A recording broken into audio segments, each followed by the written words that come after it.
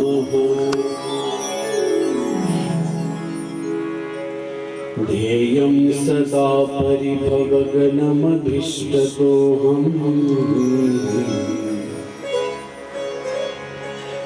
तीर्थास्पदं शिवविरचिनुतं शरण्यम् भृत्यार्तिहं प्रणतपालभवाब्धितोतम् वन्दे महापुरुषते चरणारविन्दम्।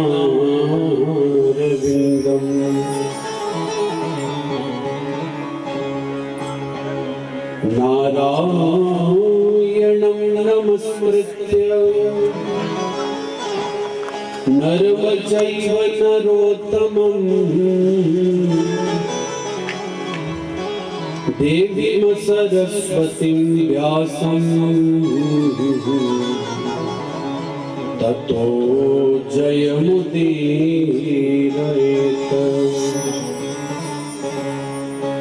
मनोजवं मारुततुल्यवेगं जितेन्द्रियं बुद्धिमतां वरिष्ठं वातात्मजं वानरयोद्धमुख्यं श्रीरामदूतं शरणं प्रपद्ये।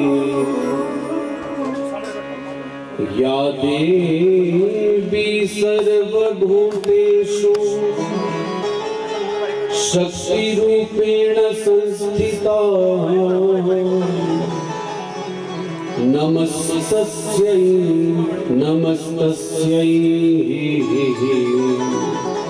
नमस्तस्यै नमो नमः। भक्ति भक्त भगवंत गुरु चतुर्नाम वपुएक इनके पद वंदन किए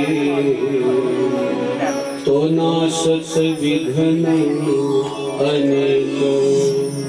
बोली वृंदावन बांके बिहारी लाल की जय हो।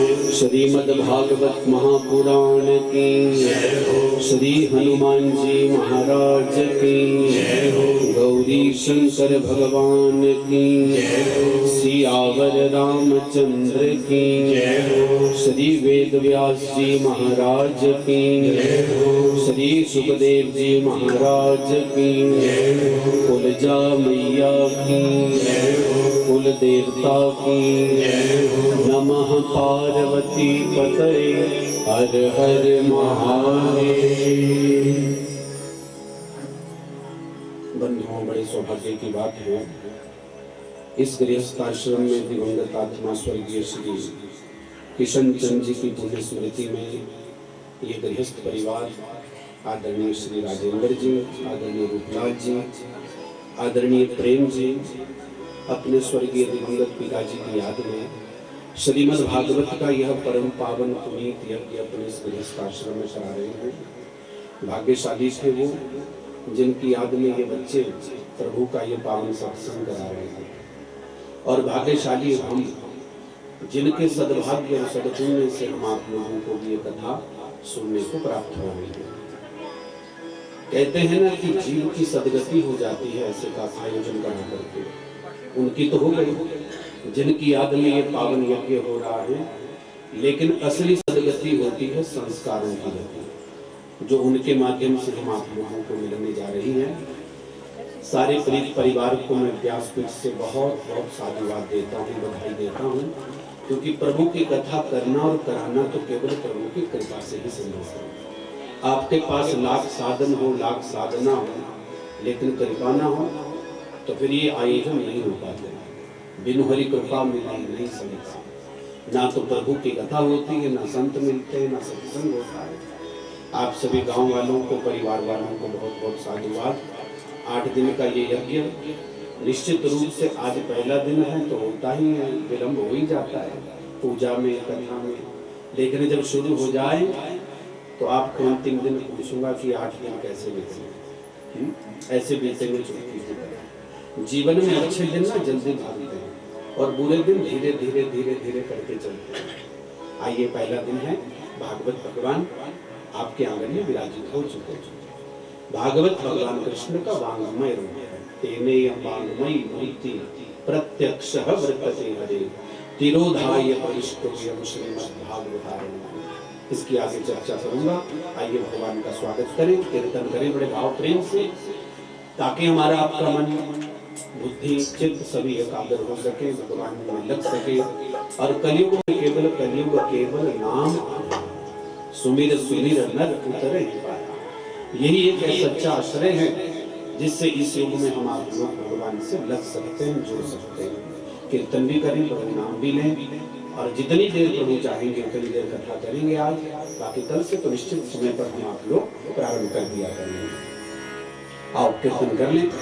राधे राधे गोविंद गोविंद राधे राधे राधे गोविंद गोविंद राधे राधे राधे गोविंद गोविंद राधे राधे राधे गोविंद गोविंद राधे गोविंद राधे गोपाल राधे गोविंद राधे गोपाल राधे गोविंद राधे राधे गोपाल राधे गोविंद राधे राधे गोपाल राधे जय राधे राधे गोविंद गोविंद राधे राधे राधे गोविंद गोविंद राधे जय राधे राधे गोविंद गोविंद राधे राधे राधे गोविंद गोविंद राधे गोविंद राधे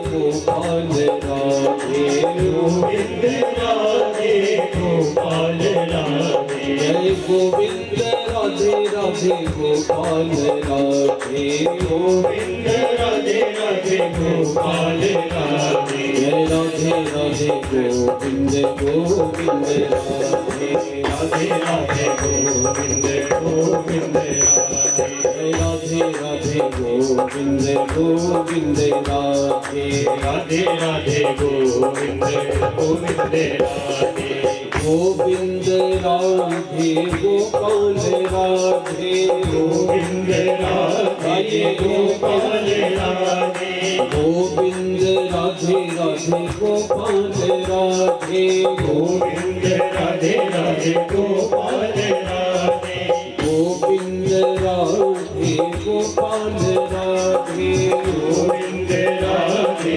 गोपाल राधे जय गोविंद राधे राधे गोपाल राधे गोविंद राधे राधे गोविंद राधे राधे गोपाल राधे गोविंद राधे गोपाल राधे गोविंद राधे गोपाल राधे गोविंद राधे गोपाल राधे गोविंद राधे गोपाल राधे गोविंद राधे राधे गोपाल राधे गोविंद राधे राधे गोपाल राधे राधे राधे गोविंद गोविंद राधे राधे राधे गोविंद गोविंद राधे राधे राधे गोविंद गोविंद राधे राधे राधे गोविंद गोविंद राधे हरे वृंदावन में राधे राधे मथुरा जी में राधे राधे नंदगांव में राधे राधे नंदानी में राधे राधे गोवर्धन राधे राधे मानस गंगा राधे राधे मंदिरवन में राधे राधे आलवन में राधे राधे शिवल जी में राधे राधे नरेत में राधे राधे दाऊ जी में राधे राधे विक्रमा में राधे राधे राधे राधे राधे राधे राधे राधे राधे राधे गोविंद राधे गोपाल राधे गोविंद राधे गोपाल राधे गोविंद राधे गोपाल राधे गोविंद राधे गोपाल राधे गोविंद राधे राधे गोपाल राधे गोविंद राधे राधे गोपाल राधे राधे राधे गोविंद गोविंद राधे राधे गोविंद गोविंद राधे राधे राधे गोविंद गोविंद राधे राधे राधे गोविंद गोविंद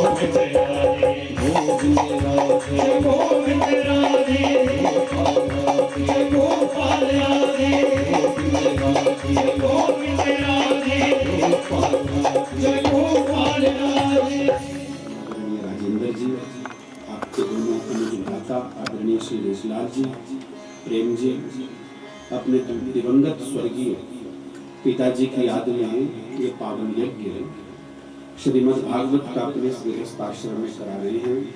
बहुत बहुत साधुवाद, बड़ी कृपा है। और चर्चा हो भी रही थी कुछ देर पहले कि इस परिवार में शायद एक दो कथा पहले भी हो चुकी है, मतलब ये धर्म का बीज इस घर में पहले बोया जा चुका है। अब करना क्या है, उस धर्म के बीज को बीच बीच में सींचते रहना, और जिस सिंचन का कार्य आप कर रहे हैं, ये धर्म का बीज कभी नष्ट नहीं है। आपके पिताजी ने किया, अब आप कर रहे हो। आपको देख करके आपका बेटा भी सीखता है। आज का आदमी प्रवचन से नहीं, क्रिया से सीखता है। आपका बेटा भी करेगा निश्चित। और पुत्र कहते किसे, उमनाम नरकात त्रायते इति पुत्र। जो एक नरक होता है उससे पार पुत्र लगाता है।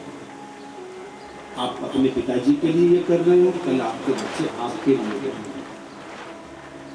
बहुत बहुत आपको साधुवाद, हृदय से अभिनंदन आपका।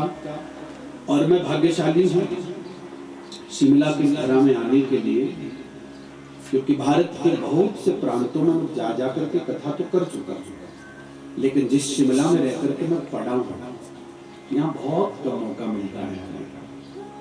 इसलिए भी नहीं मिल पाता क्योंकि पहले ही कथाएं निश्चित हो जाती हैं, साल डेढ़ साल पहले ही बुक हो जाता है। मुझे आपने इस योग्य समझा, कथा सुनाने के योग्य समझा, आपने मुझे घर में बुलाया। आपके विश्वास पर खड़ा उतर के भी बताऊंगा, ठीक है। बड़ा सुंदर ग्रंथ श्रीमद् भागवत परमहंसों की संहिता है। इस ग्रंथ को आचार्य ने गंगा बताया। कैसी गंगा? एक वो गंगा जो भागीरथ जी संसार में है, और एक ये गंगा जो व्यास जी का बेटा शुकदेव इस धरती पर लाया। वो गंगा पाप धोती है, और सत्संग की गंगा पाप की वासना होती है। कभी तुलना की जाए कि कौन सी गंगा ज्यादा श्रेष्ठ है, वो गंगा की ये गंगा? तो उस गंगा से कहीं ज्यादा श्रेष्ठ है तो भागवती गंगा। क्यों? क्योंकि वहां जाना पड़ेगा, कपड़े उतार करके डुबकी लगा करके फिर पाप धुलेगा, लेकिन पाप की वासना नहीं धुलेगी। जैसे गंगा से बाहर आओगे पाप करना फिर शुरू कर दोगे।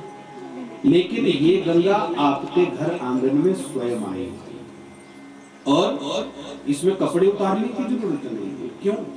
क्योंकि उसमें कपड़े उतार करके डुबकी लगाओगे तो वो तन को गीला करती है, लेकिन यहाँ बैठो ये मन को गीला करती है। उस गंगा में डुबकी लगाओगे तो पाप धुलेगा, और ये पाप की वासना धोएगी। उस गंगा में जितना डूबते जाओगे मौत होने की संभावना है, और इस गंगा में जितना डूबते जाओगे मुक्ति होने की संभावना। इसलिए युगों युगों से चली आ रही ये कथा है।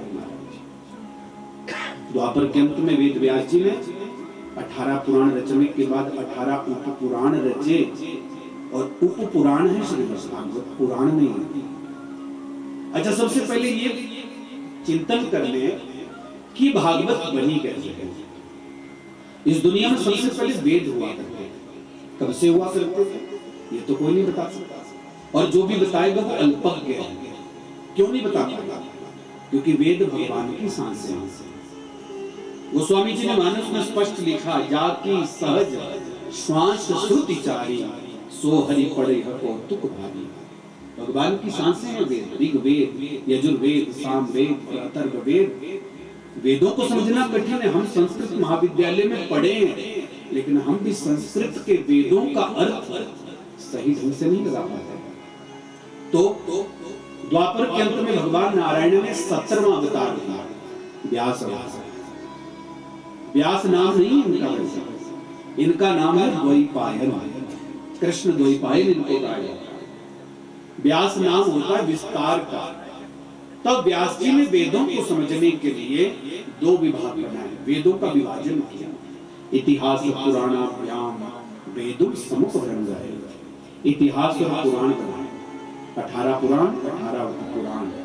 और पुराण किसे कहते हैं? जो नित्य पुराना होते हुए भी नया सा है। पुराण नव नवति इति पुराण। और दो इतिहास बने, कौन कौन से? लेकिन हमको तो स्कूलों में इतिहास क्या पढ़ाया गया है? औरंगजेब, टीपू सुल्तान। लेकिन हमारे भारत का ये इतिहास नहीं। ध्यान से सुनना, हमारे भारत के केवल दो ही इतिहास हैं, एक महाभारत और दूसरा रामायण। ये दो इतिहास हैं। लेकिन हम चर्चा कर रहे हैं महापुराण की, श्रीमद् भागवत महापुराण। इस पर चर्चा करेंगे, ज्यादा कहीं इधर उधर नहीं जाएंगे। श्री का अर्थ होता है भगवती श्री राधा, ठीक है? क्यों? राधा कहने का हमको अधिकार नहीं है। राधा कहने का अधिकार है तो केवल श्याम सुंदर फूल। किसे कहते हैं राधा? बोले कृष्णेन आराध्य इति राधा। राधा वो जिसकी आराधना हमारे ठाकुर जी को भी करनी पड़ती है। और इस ग्रंथ का नाम है भागवत। और भागवत में कितने शब्द हैं? 4। ध्यान से सुन लेना। कोई पूछे ना घर जाके क्या सुन के आए, तो आप कहना भागवत। तो वो कहेंगे भागवत कहते किसे? तो सबसे पहले हमको ग्रंथ का परिचय पता होना चाहिए।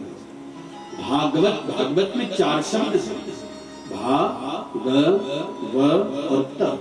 एक एक शब्द का अर्थ है। भा मैंने भक्ति, ग मैंने ज्ञान, व मैंने वैराग्य। इस ग्रंथ में 3 प्रकार की नदियां हैं, भक्ति की, ज्ञान की और वैराग्य की। इसलिए आचार्य ने इस ग्रंथ को त्रिवेणी बताया। आप त्रिवेणी गए भी हैं? प्रयागराज में है ना त्रिवेणी, जिसको पहले इलाहाबाद कहते, तब तो प्रयागराज ही मूल नाम है। गंगा जमुना सरस्वती का संगम है। गए हैं आप लोग? नहीं गए? अब रिटायर हो जाओगे ना तो जरूर जाना, नहीं तो मेरे साथ चला करना। हर साल जाते हैं, एक यात्रा जरूर ले जाते हैं तीर्थ में। पिछले साल उड़ीसा गए थे, जगन्नाथपुरी। हम यात्रा ही ले जाते, कथा भी करते हैं। ऐसे आप कभी जाएं, जो गया होगा आपने देखा होगा, वहां 3 नदियां हैं, गंगा जमुना और सरस्वती। लेकिन दिखती कितनी है? केवल 2।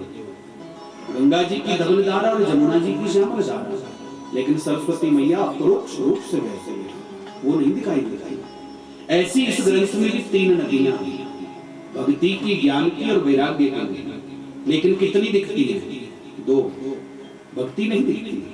भक्ति वृंदावन में ही दिखेगी, बाकी कहीं नहीं दिखेगी। भागवत के मात्र में जितना लिखा है, भक्ति नृत्य यत्र, केवल भक्ति वृंदावन में दिखेगी, बाकी कहीं नहीं दिखेगी। ठीक है? माताओं की चोटी को भी त्रिवेणी कहते हैं। आप जब चोटी बनाती हो ना, तो कितने भाग करती है? 3। और जब गूंथ करके निवृत्त हो जाती है तो कितनी दिखती है? 2। एक उसी के बीच में छुप जाती है। श्री महापुराण में इस देह को भी त्रिवेणी बताया। क्यों? भारत में बहुत नदियां हैं, लेकिन महिमा 3 नदियों की है, गंगा जमुना और सरस्वती। ऐसी इस देह में बहुत नाड़ियां हैं, लेकिन महिमा 3 नाड़ियों की है। कौन कौन सी? ईड़ा नाड़ी, पिंगला नाड़ी और सुषुम्ना नाड़ी। लेकिन दिखती कितनी है? केवल 2। ईड़ा इस तरफ है, पिंगला इस तरफ है, सुषुम्ना बीच में है। केवल वो सूक्ष्मदर्शी अंतरों से दिखाई देती है। मेरे कहने का अभिप्राय क्या है? मेरे कहने का अभिप्राय कि भागवत रूपी त्रिवेणी कब जीवन में समझ आएगा? जब मानव तन रूपी त्रिवेणी को हम धारण करेंगे। सबसे पहला भाग्य हम आप लोगों का क्या है? बड़े भाग मानुष तन पावा, सुर दुर्लभ सद ग्रंथ गावा। बड़ी मुश्किल से मिली है ये मनुष्य देह, इसको पाने के लिए देवता भी तरसते हैं। अब आपको हम देवता बनते वो भी तरसते हैं, बिल्कुल। क्यों? जब देवता बनते हैं ना, तो उनके गले में माला पहनाई जाती है, उसको पारिजात की माला कहते हैं। उस माला को रोज देखते रहते, मुरझा तो नहीं रही। यदि वो माला मुरझाने लगे तो देवता समझ लेते हैं कि अब उनका पुण्य खत्म होने वाला है। और क्षीणे पुण्य मर्त्य लोकम विशंति। पुण्य खत्म होते ही उनको इस धरती पर फिर से पैदा होना होता है मनुष्य रूप में। लेकिन हम आप लोग मनुष्य हैं, हमको पुण्य खत्म होने का कोई डर नहीं, यहाँ तो कमाते जाओगे। सबसे बड़ा भाग हम आप लोगों का क्या? मनुष्य बन गए। अच्छा, मानव बन गए, उसके बाद उससे भी बड़ा सौभाग्य क्या है? संत समागम हरि कथा, तुलसी दुर्लभ दोहे, सुत दारा अरु लक्ष्मी, पापी के भी होए। बोले संतों का समागम और भगवान की कथा, ये बड़े दुर्लभ हैं दोनों। अब आप कहोगे पंडित जी ये तो बड़ा आसान है आज। बोले कैसे? बोले संत टीवी पर देख लो और यूट्यूब पर कथा सुन लो। कई लोग कहते हैं आपकी कथा हम यूट्यूब पर सुन लेते, पुराना कर देते हैं, टीवी पर सुन लेते। अच्छा सच बताना, गंगा दर्शन से ठंडक मिलेगी कि गंगा में डुबकी लगा के डरेंगे? बोलो डुबकी लगा के मिलेगी ना। ऐसी कथा टीवी पर देखोगे वो ठंडक नहीं मिलेगी जो सत्संग पंडाल में वाइब्रेशन कर सकता है। इसलिए संतों का समागम और प्रभु की कथा ये बहुत दुर्लभ है। पत्नी, बच्चे, बेटा, सुंदर पत्नी और पैसा तो पापी आदमी के घर में भी होता है, लेकिन पुण्यात्मा की पहचान क्या है? घर में सत्संग होता है। निश्चित रूप से ये बात तो बिल्कुल तय है कि जिस परिवार में कथा हो रही है ये परिवार धर्मात्मा है, पुण्यात्मा है। कोई ना कोई इनके घर में कोई पुण्यात्मा है जिसके सद्भाग्य से सबको सत्संग का सुलाभ प्राप्त हो रहा है। ठीक है, जिसके जीवन में भक्ति है, ज्ञान है, वैराग्य है, तो अंत में शब्द आया भागवत में त का अर्थ होता त्याग। क्या तो त्यागी बन गया अथवा तो वो तपस्वी बन गया। हमारे इस ग्रंथ के बहुत अर्थ भी दिए आचार्य कि भाति सर्वत्र लोकेषु गीयते नारदादिभिः वरिष्ठं सर्वशास्त्रेषु तस्मात् भागवतं विदुः। भारत का सबसे बड़ा आभूषण जो है ना श्रीमद् भागवत है। जैसे कि सौभाग्यवती नारियों का मुख्य आभूषण बिंदिया है, ना उसको सोने की जरूरत, ना चांदी की, ना हीरे की, ना मोती की। ऐसे भारत का सबसे बड़ा आभूषण है श्रीमद् भागवत और वैष्णवों का तिलक माना गया है। हाँ, इसकी गति को पाना आसान नहीं है। वो अलग बात है कि आजकल भागवत को नाचने गाने का ग्रंथ समझ लिया है। मना भी नहीं करते कि कीर्तन ना करो, कीर्तन होना भी चाहिए और प्रमाण है श्रीमद् भागवत में। सुखदेव जी ने जब परीक्षित को भागवत सुनाई तो कीर्तन हुआ है। भागवत के महात्म्य में ही प्रमाण है। कहाँ? प्रहलादस्तालधारी तरल गति तया उद्धव कांस्यधारी। प्रहलाद जी ने ताली बजाई, उद्धव जी ने कांस्य बजाया। वीणाधारी स्वरर्षि स्वर कुशलतया राग करता अर्जुनो भूत। देवर्षि नारद ने वीणा बजाई थी, अर्जुन ने आलाप किया। और यत्राग्रे भाववक्ता सरस रचनया व्यास पुत्रो बभूव। और सरस रचना में सुखदेव जी भागवत परीक्षित को सुनाए। कई लोग कहते ना कि कथा में कीर्तन नहीं होता, वो कहेगा जिसको गाना नहीं आता, सीधी सीधी। लेकिन जिसको गाना आता है, अच्छा भागवत तो बिना गाए होती भी नहीं। क्यों नहीं होती? क्योंकि भागवत में गीत ही है। ऐल गीत, भिक्षु गीत, प्रणय गीत, रुद्र गीत, गोपी गीत, युगल गीत, वेणु गीत, कितने गीत हैं भाई। गावत संत शंभु भगवान, इसको शिव ने गाया, पार्वती ने गाया, संतों ने गाया। लोग कहते गाते नहीं, पर उतना ही गाया जाए जितनी जरूरत है। कथा को कथा ही रहने दें, उसको जागरण ना बनाए। कई जगह हम जाते हैं तो कहते हैं पंडित जी ज्यादा कीर्तन करना। मैंने कहा तो जागरण करवा लो, 1 घंटे बाद एक भजन गाता हूं, और वो भी इसलिए क्योंकि ये कलयुग है भाई। मन पकड़ने के लिए थोड़ा सा ही बीन बजानी पड़ती है, ताकि सपेरे जो इधर उधर भागे हैं ना वो सब इकट्ठा हो जाए। बोलो राधे राधे। बाकी शौक नहीं है हमको, गाना आता है, गाते हैं, लेकिन जिस कार्य के लिए आए हैं वो मुख्य होना चाहिए, वो गौण नहीं होना चाहिए। ये गांव है शिलड़ी। शिलड़ी गांव के लोग कैसे हैं? यदि अपनी तारीफ खुद करेंगे ना तो बोलेंगे यार अपने को ज्यादा ही बन रहे हैं। शिलड़ी गांव वालों की तारीफ कोई अगल बगल वाले गांव वाले करे तो बात जब ऐसे ही भागवत ने अपनी महिमा को स्वयं नहीं गाया। भागवत की महिमा को पद्म पुराण में गाया। पद्म पुराण गाता है कि भागवत सुनने का फल क्या है, कराने का फल क्या है। और पद्म का अर्थ होता कमल। भगवान कई अवतार है, कमल अवतार। चर्चा होगी इस पर। इसलिए पद्म पुराण ने 6 अध्यायों में भागवत जी की महिमा को गाया। आइए उसके पहले श्लोक का चिंतन करें। हाथ जोड़ो और पहला श्लोक मेरे साथ सभी बोलिए। हो सके तो रिकॉर्ड कर लेना, हाँ गौरव, अंतिम दिन पूछूंगा बेटा तुझसे। हाँ, इस पहले श्लोक को नित्य गाने से पूरी भागवत को पढ़ने का फल हमको प्राप्त होता है। पहले मैं बोलूं फिर आप। सच्चिदानंद रूपाय सच्चिदानंद रूपाय विश्वोत्पत्त्यादि हेतवे विश्वोत्पत्त्यादि हेतवे तापत्रय विनाशाय तापत्रय विनाशाय श्री कृष्णाय वयं नमः। श्री कृष्णाय वयं नमः। ये भागवत का बंधु पहला श्लोक है। रोज सुबह शाम पूजा करते हो तो पूजा में ऐड कर लीजिए। कर्पूर गौरम गाते हो तो मेघ माता गाते हो, लेकिन बेटा ये भी जरूर गाना। सच्चिदानंद रूपाय विश्वोत्पत्त्यादि हेतवे तापत्रय विनाशाय श्री कृष्णाय वयं नमः।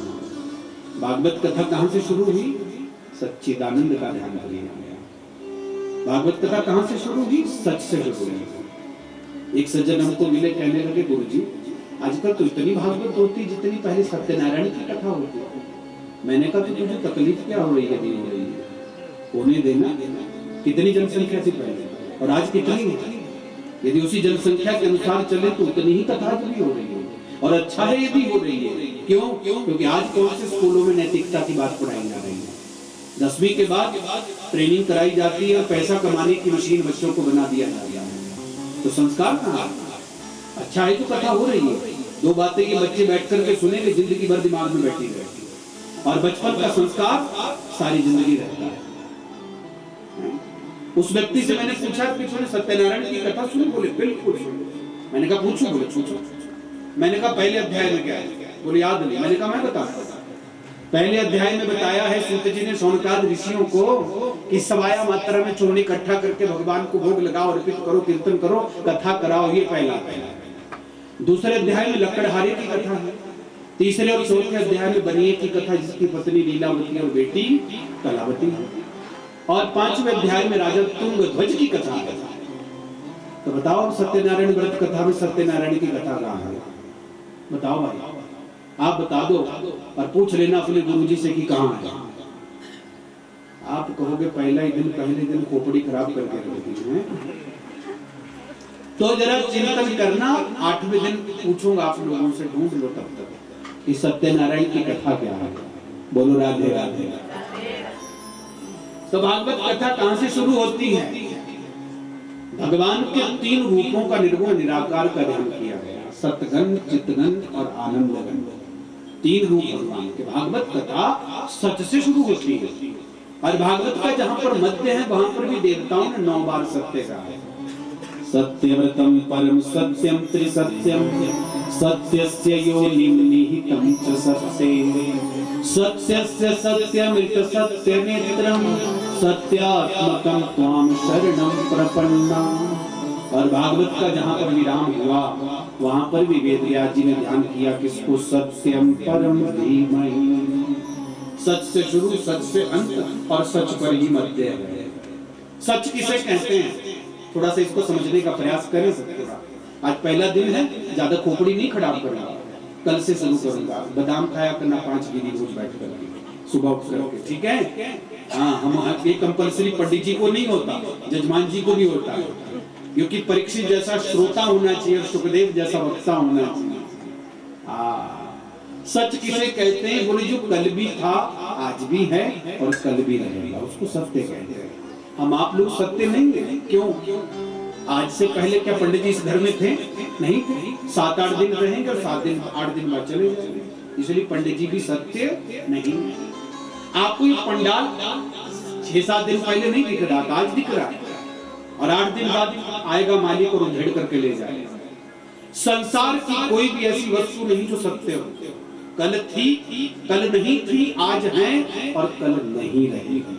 लेकिन ईश्वर कल भी था। कब? जब ये दुनिया नहीं बनी। आज दुनिया चल रही, आज भी ईश्वर है, और जब सृष्टि महाप्रलय में विलीन हो जाएगी तब भी परमात्मा इस संसार में रहेगा। इसलिए पहला रूप है भगवान का सच, दूसरा रूप है भगवान का चित्त। चित्त किसे कहते हैं? चित्त कहते हैं प्रकाश को, अथवा साधारण अर्थों में चित्त कहते हैं मन को। कहते हैं ना कि तेरे चित्त में खोट है। अब चित्त का तो कोई रूप नहीं है, लेकिन अंदर एक शरीर बैठा है जिसको सूक्ष्म शरीर आत्मा कहा गया है। और ये आत्मा कैसी है? प्रकाश स्वरूप। इस आत्मा को प्रकाश कौन देता है? संध्या कहती है सूर्य आत्मा जगतः तस्थु कश्च। सूर्य जगत की आत्मा है, मतलब इस आत्मा को प्रकाश सूर्य देता है। आप कहो सूर्य को कौन प्रकाश देता है? तो एक लॉजिक देंगे आज के विज्ञानी कि सूर्य का अपना प्रकाश है, पर ना। कपिल जी देवभूति को तृतीय स्कंद में भागवत में कहते हैं कि मां मद भयात वाति वातो यम सूर्य तप्ति भया। मेरे भय से सूर्य तपता है, मेरे भय से चंद्रमा दुनिया को ठंडक देता है, मेरे भय से हवा मंद सुगंध बहती है, मेरे भय से जल तरंगित होता हुआ कल कल करता हुआ निनाद करता है। ये भगवान का भय है। इसलिए दूसरा रूप है भगवान का प्रकाश। अथवा हम एक दूसरे को देख रहे हैं ना, तो प्रकाश के सहारे ही देख रहे हैं। प्रकाश ना होता तो क्या देख पाते? तो ये प्रकाश भगवान का रूप है। चित्त कहते हैं चेतना, मतलब शरीर अंतर मन में बैठा है। जब तक अंदर चेतन तत्व है तब तक कौन है? तब तक मेरा है। जैसी वो निकल गया तो तब मेरा नहीं है, तो क्या है? मुर्दा है। 2 मिनट बाद मेरा नहीं रहा। और तीसरा रूप है भगवान का आनंद। आनंद किसे कहते हैं? जलेबी खाने को आनंद कहते हैं, रसगुल्ला खाने को आनंद कहते हैं ना। शरीर से जिस वस्तु का संबंध है वो सुख है, और सुख का उल्टा दुख है। आज तक जितने भी शब्द बने आप डिक्शनरी उठा के देखना, जैसे अंग्रेजी की डिक्शनरी है ऑक्सफोर्ड, ऐसे हिंदी की भी एक डिक्शनरी है जिसका नाम है अमरकोश, जरूर पढ़ना। उसमें आनंद का अर्थ क्या है? आनंद का कोई अर्थ नहीं। आनंद का अर्थ आनंद नहीं है। हर शब्द का अपोजिट है। सुख का दुख, लाभ का हानि, जीवन का मरण, यश का अपयश, लेकिन आनंद का उल्टा आनंद है। आनंद का उल्टा और कुछ भी नहीं है। ठीक है? कृष्ण जब ब्रज में आए तो ब्रजवासियों ने क्या गाया? नंद के आनंद भय जय कन्हैया लाल की। वहां ये नहीं गाया कि नंद के छोरा भय, मुंडा भय, मट्ठा भय। आपके बोलते बघेर भय। बघेर बोलते हैं ना, क्या बोलते हैं? क्या गाया? आनंद भय। क्यों? क्योंकि भगवान किसी का बेटा थोड़ी ना, वो तो सबका बाप है, वो तो आनंद स्वरूप है। राम जी जब अयोध्या में आए तो गोस्वामी तुलसीदास जी कहते हैं, दशरथ पुत्र जन्म सुनिखाना, मानव ब्रह्मानंद समाना। दशरथ को सुख नहीं हुआ, क्या हुआ? आनंद हुआ। किसी चिंतक ने बड़ा सुंदर लिखा कि love and anand are the last word of being, secret of secret and mystery of mystery. प्रेम और आनंद दोनों ऐसे शब्द हैं जिन तक सब नहीं पहुंच सकते। लव एक होता है प्यार, एक होता है प्रेम। इस प्यार और प्रेम पर मैंने आगरा में 15 दिन प्रवचन किया, कॉलेज के लड़के लड़कियां। क्या है प्यार और क्या है प्रेम? प्यार करते आज के लड़के लड़कियां, 2 मिनट बाद अकल आती है तो फिर पेड़ में लटके और पंखे में लटके हुए मिलते हैं। भाड़ में गया तुम्हारा प्यार। प्यार किसने किया? मजनू लैला ने, हीर रांझा ने, सोनी माहीवाल ने किया कि नहीं किया? सुना होगा आप लोगों ने, पढ़ना जरा। एक बार मजनू लेटा था मस्जिद में, अपनी लैला को याद कर रहा था। भगवान प्रकट हुए और कहा, मजनू उठ देख, तेरा खुदा तुझसे मिलने आया है। मजनू लेटे लेटे कहने लगा, मुझे नहीं मिलना खुदा से। बोले तो किससे मिलना चाहता है? तो मजनू ने लेटे लेटे कहा कि मजनू तो मस्त मौला है, खुदा के पास क्यों जाए, और खुदा तो अगर जरूरत है तो लैला बन के आए। उसको मेरे सामने लैला बन के आना। ये है प्यार। और प्यार कहाँ दिखाया जाता है? टीवी पर। और प्रेम किसने किया? मीरा। प्रेम किसने किया? राधा ने। प्रेम किसने किया? गोपांगनाओं ने। और प्रेम की कोई मूर्त इस संसार में है तो राम के छोटे भैया श्री भरत, जो प्रेम की मूर्ति ही इस संसार में आया। प्रेम मांगता है त्याग, और प्यार मांगता है पाना। प्यार पाने में वासना है और प्रेम वासना रहित है। भरत जी चित्रकूट चले गए ना सबको लेकर के। वशिष्ठ जी गए भरत की कुटिया में और भरत से पूछा, भरत कोई उपाय तो होगा तुम्हारी बुद्धि में, इतने लोगों को लेकर के यार कैसे भैया राम को मनाओगे तुम? भरत ने कहा, गुरुदेव आपके होते हुए मुझे सोचने की जरूरत नहीं, आप आदेश करो वही हम करेंगे। वशिष्ठ जी ने कहा तो एक उपाय है भरत। क्या? तुम अपने भैया को कहो जाकर के कि भैया आपको वनवास हुआ है, तो एक काम करो, आप अपनी जगह किसी प्रतिनिधि को जंगल में रख दो 14 वर्षों के लिए और आप अयोध्या चले जाओ। बोले कौन रहेगा? बोले तुम रहोगे और कौन रहेगा? भरत जी रोते रोते कहने लगे भैया यदि ऐसा करने से गुरुदेव मेरे भैया अयोध्या जाने को तैयार होते हैं ना, तो भरत 14 वर्ष तो छोड़ो आजीवन वन में रहने को तैयार है। ये है प्रेम, प्रेम बलिदान का। इसलिए 3 रूप भगवान के, सच्चिदानंद रूपाय, ये तीनों रूप करते क्या? विश्वोत्पत्त्यादि हेतवे। ये जो आनंद है ना, आनंद शब्दों से व्यक्त नहीं होता है, आनंद की अनुभूति होती है। कैसे? कथा सुनते सुनते आंखों में नीर भर आए, कथा सुनते सुनते रोमांच हो जाए, यही आनंद है। किसी से पूछो भाई साहब गुड़ कितना मीठा है, आप जितनी मर्जी परिभाषा देना, बहुत मीठा, और अगले को तभी पता लगेगा जब खा लेगा। ऐसे ही परमात्मा में आनंद क्या है, ये तभी उसको ज्ञान होगा जब उस आनंद में तो डूबेगा। ठीक है? ये तीनों रूप करते क्या है? विश्वोत्पत्त्यादि हेतु, विश्व की उत्पत्ति, पालन और संग्रहण के हेतु। ये जो अंग्रेज लोग थे ना, इनको भगवान का कोई नाम नहीं मिल रहा। ये अंग्रेज लोग वृंदावन आए और वृंदावन आके महापुरुषों से पूछा कि तुम भगवान को किस नाम से जानते हो? तो यही श्लोक सुनाया कि विश्वोत्पत्त्यादि हेतु, वो विश्व की उत्पत्ति करते हैं, पालन करते हैं और नष्ट करते हैं। तो अंग्रेजों ने सोचा उत्पत्ति तो जनरेटर करता है, तो नाम मिला ईश्वर को जी। चलाता कौन है? बोले ऑपरेटर, तो नाम मिला ओ। और नष्ट डिस्ट्रॉयर, डिस्ट्रक्टर, तब नाम मिला डी। परमात्मा को उन्होंने रखा नाम गॉड। और वो परमात्मा करते क्या है? तापत्रय विनाशाय, वो 3 तापों को मिटाते हैं। कौन कौन से 3 ताप हैं? सबको लगे हैं। गोस्वामी जी मानस में कहते हैं दैहिक दैविक भौतिक तापा, राम राज्य का वहीं नहीं जा पा। 3 प्रकार के ताप हर व्यक्ति को जीवन में लगे। कौन कौन से? दैहिक ताप कहते हैं जो शरीर को लगता है, पेट दर्द हुआ, सिर दर्द हुआ, जुकाम हुआ, बुखार हुआ, बोले इसका इलाज कहाँ है? बोले डॉक्टर के पास चले जाओ। दूसरी बीमारी है दैविक। कैसे लगी? बोले ग्रहों से, शनि लगा, राहु लगा, मंगल लगा, केतु लगा, तो कहाँ जाए? बोले पंडित जी के पास जाओ, पाठ पूजा कराओ, दान पुण्य कराओ। लेकिन तीसरी बीमारी सबसे ज्यादा खराब है भाई, वो ना शरीर को लगी ना ग्रहों से लगी, वो सीधी मन को लगी। और मन की बीमारी किसको नहीं? आज बताओ जरा। कोई एक आदमी कह दो कि पंडित जी हम पूरे टेंशन फ्री हैं, बता देगा कोई? बोल देगा कोई? क्या? बच्चे को पढ़ाई की टेंशन, जवान को कमाई की टेंशन, और बूढ़े को मरने की टेंशन। ये किसी की टेंशन जा ही नहीं रही भाई। हाँ? तो फिर क्या करें? पहला दिन है आज, किसको प्रणाम करें? श्री कृष्णाय वयं नमः। श्री मने भगवती राधा रानी, राधा कन्हैया के चरणों में, अथवा तो ये कहें राधा कृष्णाय वयं, राधा कन्हैया के चरणों में हम मन से प्रणाम करें, वो हमारे हृदयगत अंधकार को जरूर दूर करेंगे। एक बड़ा सुंदर तीर्थ है जिसका नाम है नैमिषारण्य। आपको मौका मिले तो जरूर जाना। उत्तर प्रदेश में लखनऊ से लगभग 60-70 किलोमीटर की दूरी पर एक जगह है नैमिषारण्य। इसका नाम नैमिषारण्य क्यों पड़ा? इसलिए क्योंकि एक बार सारे ऋषि मुनि भगवान नारायण की शरण में गए और जाकर के प्रभु से कहा, प्रभु जहां भी जाते हैं भजन करते हैं, हमको राक्षस बड़ा दुख देते हैं, कोई ऐसी जगह बताओ जो चारों युगों में कभी हमको कलयुग ना होता है, राक्षस दुख ना दे। तो नारायण भगवान ने कहा कि जाओ ऋषियों, जहां ये सुदर्शन चक्र गिरेगा ना, उस जगह जाकर के तुम भजन करना।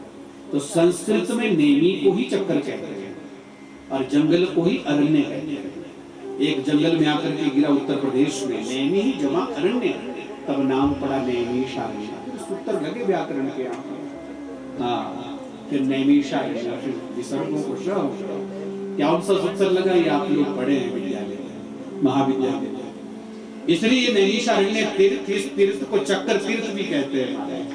यहाँ एक बहुत प्राचीन वटवृक्ष है, जिस वटवृक्ष के नीचे 16 साल के सूत जी बैठे और सुनने वाले 88,000 ऋषि मुनि हैं। 88,000 ऋषि मुनियों में एक महात्मा है शौनक, जो सारे ऋषियों की तरफ से जिज्ञासा प्रश्न करते हैं। क्यों?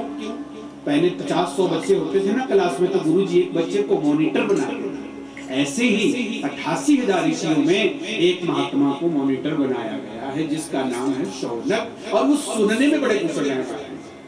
शौनक जी ने सूत जी के शरण में वंदन किया और कहा, गुरुदेव आपने समय समय पर बहुत सी कथाएं हमको सुनाई हैं, कोई ऐसी कथा सुनाओ जिसको सुनने से हमारे जीवन में भक्ति, ज्ञान और वैराग्य पुष्ट हो जाए और हमारे जन्म जन्मांतर के पाप धुल जाए। तो सूत जी ने कहा, शौनकादि ऋषियों, भक्ति, ज्ञान, वैराग्य को पुष्ट करने वाला एक ही ग्रंथ है जिसका नाम है श्रीमद् भागवत। इसकी महिमा क्या है? बोले कोई कैसा भी पापी क्यों ना हो, इस कथा को कोई ध्यान से सुने तो उसके सारे जीवन के पाप समाप्त हो जाते हैं।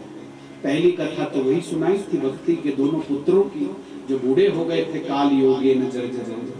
तो नारद जी ने फिर भागवत की कथा सुनी। नारद जी ने फिर सनकादि ऋषियों से निवेदन किया कि इनको जवान कर दो। तो महाराज हरिद्वार में ये कथा हुई और भक्ति देवी और भक्ति के दोनों पुत्र ज्ञान और वैराग्य आए थे, और जब कथा सुनाने लगे तो धीरे धीरे जबान होने लगे।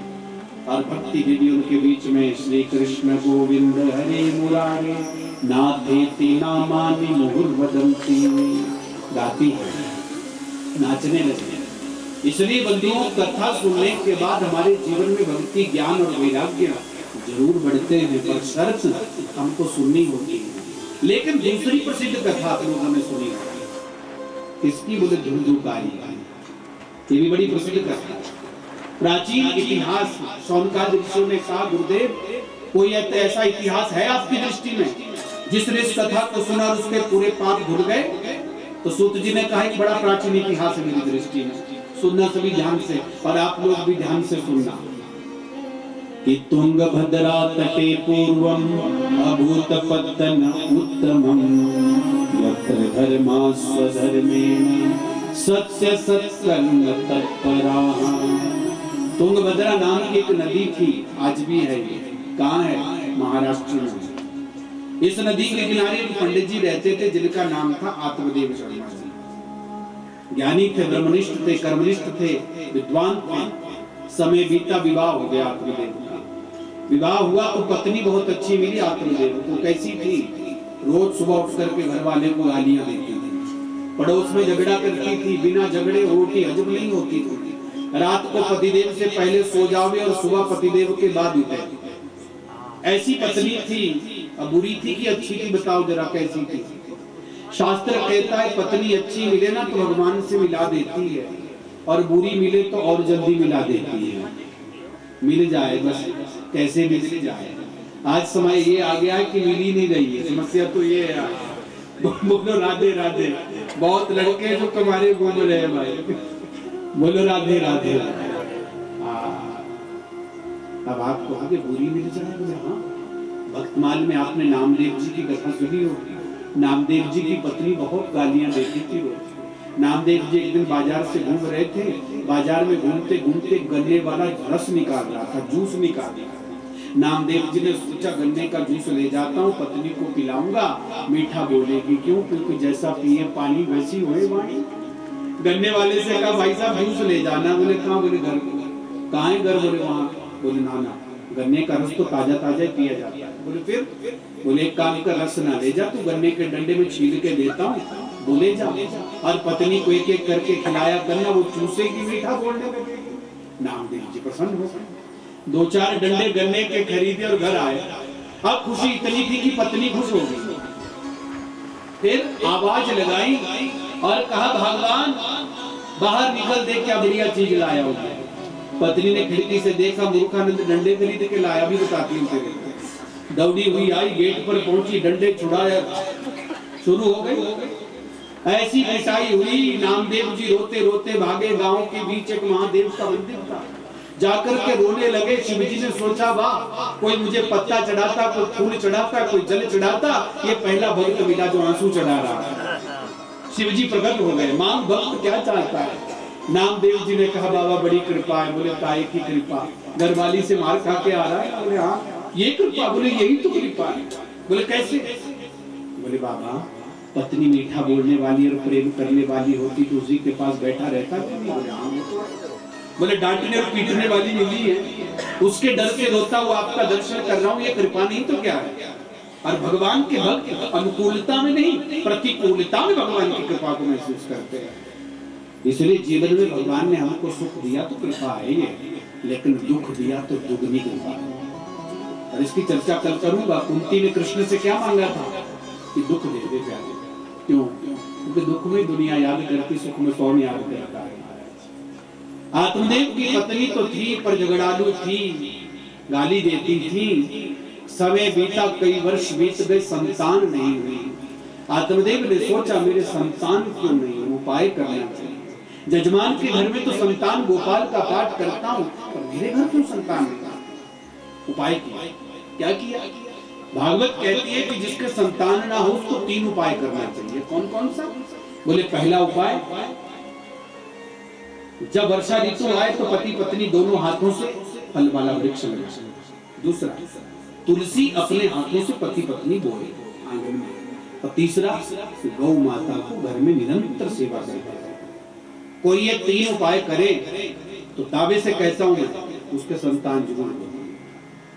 और इसके उदाहरण है, अभी आज ही सुबह एक यजमान जी को उपाय बताया था, आज उनका पोता हो गया। आज सुबह सुबह ही संदेशा मिला कि गुरुजी पोता हो गया। मैंने कहा भागवत असत्य नहीं है, तो विश्वास से करें तो विश्वास सबसे बड़ी दवाई है। ठीक है ना? दवाई पर विश्वास ना हो तो कभी बीमारी ठीक होगी? ऐसे ही जब हमारे जीवन में विषय वासना की बीमारी लगे तो हमको दवाई प्रभु नाम की खानी चाहिए।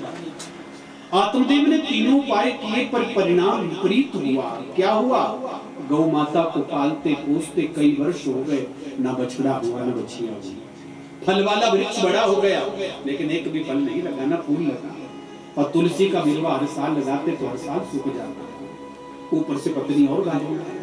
आत्मदेव ने सोचा हे विधाता, ऐसे जीने से बढ़िया तो मर जाना ठीक। मरने चल पड़े। आत्मदेव मरने चले, एक सरोवर देखी, कपड़े उतार के रोते रोते जब उसमें डूबने लगे, एक महात्मा की दृष्टि पड़ गई।